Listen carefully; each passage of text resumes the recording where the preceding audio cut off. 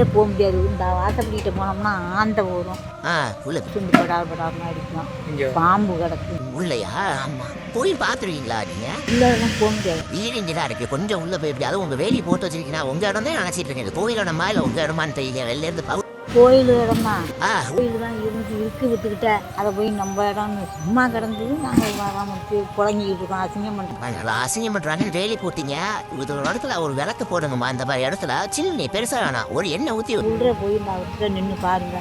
இங்கேயாச்சும் உள்ள போய் விளக்கு போகிறோம். இந்த நான் போறேன், நான் இப்பயே கையோட போய் பார்க்குறேன். இதுக்குள்ள கண்டிப்பா யார் வேணாலும் போகலாம்.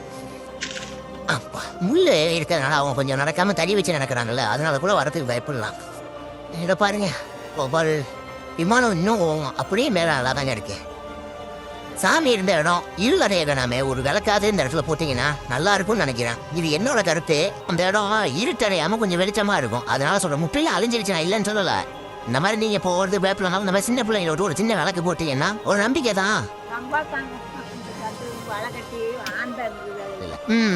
அந்த பாம்பு இப்போ இல்லாம தான் எல்லாத்தையும் சுத்தம் பண்ணிட்டீங்க, வேலி போட்டீங்கல்ல. அதான் முடிஞ்ச அளவுக்கு அதில் கொஞ்சம் விளக்கு போட்டீங்க அப்படின்னா சாமி இருந்ததுனால ஈர்த்தடையாமல் இருக்கிறதுக்காக ஒரு வெளிச்சமாக இருக்கட்டும்ன்றதுக்காக சொல்கிறேன். சரிங்களா?